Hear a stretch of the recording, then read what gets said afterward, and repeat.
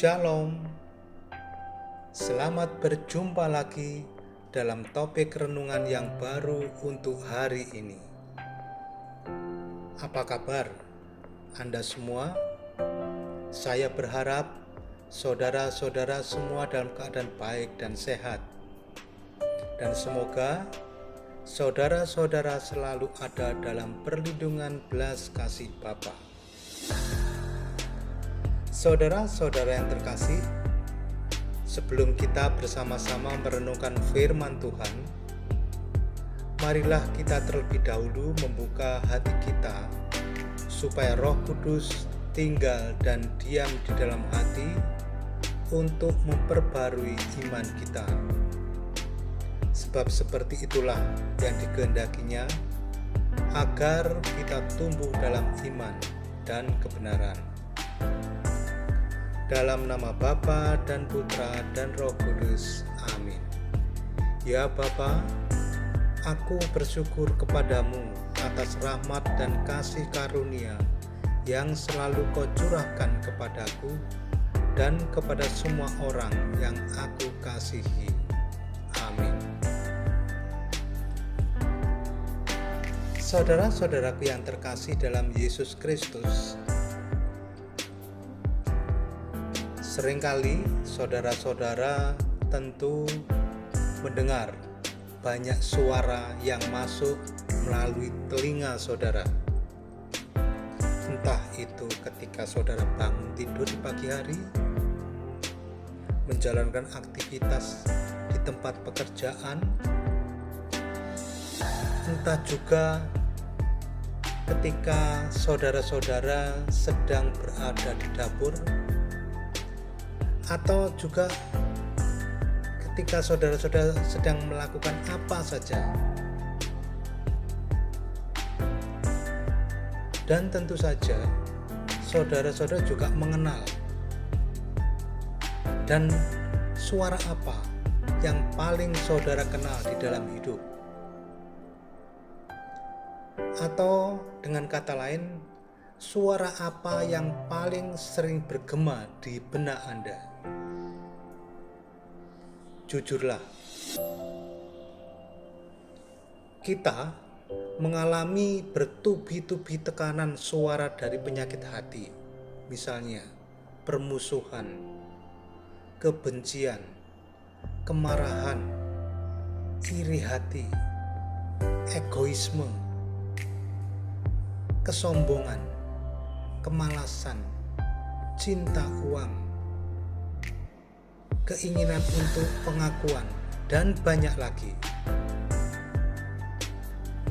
Suara-suara itu memiliki pengaruh yang kuat, dan apakah kita mau percaya atau tidak, itu semua berpengaruh pada hidup kita.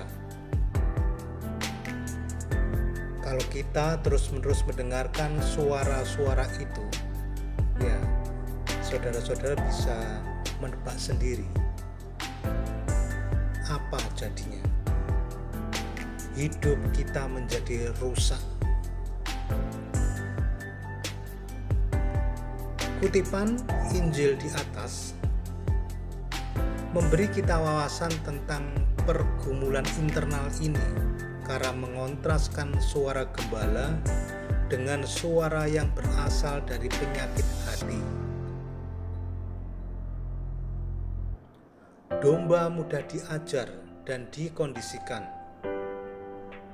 Mereka mempelajari suara gembala mereka karena sudah menjadi praktik umum bagi para gembala untuk berbicara secara teratur dengan domba-domba mereka.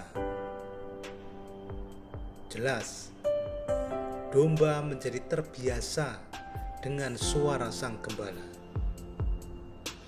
Mereka akan berbalik dan mengikutinya ketika sang gembala memanggil.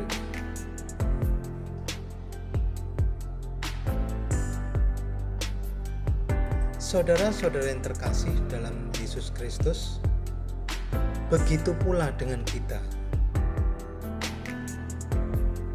Kita memiliki kecenderungan akan mengikuti suara yang paling dominan dan kita kenal. Apapun yang kita tenggelamkan dalam diri kita setiap hari akan tumbuh dalam diri kita dan menarik kita, bahkan tanpa sadar untuk mengikutinya.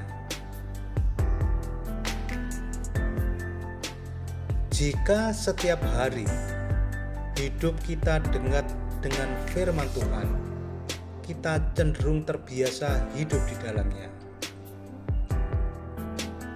Tetapi jika hidup dalam dekapan penyakit hati seperti yang sudah saya jelaskan di atas tadi, maka disitulah hidup kita.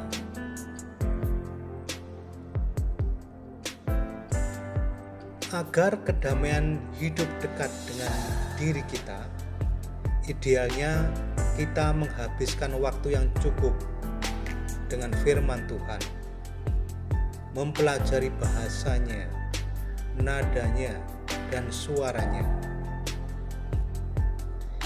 Idealnya kita mendedikasikan sebagian dari hari kita setiap hari untuk merenungkan Tuhan dalam diam.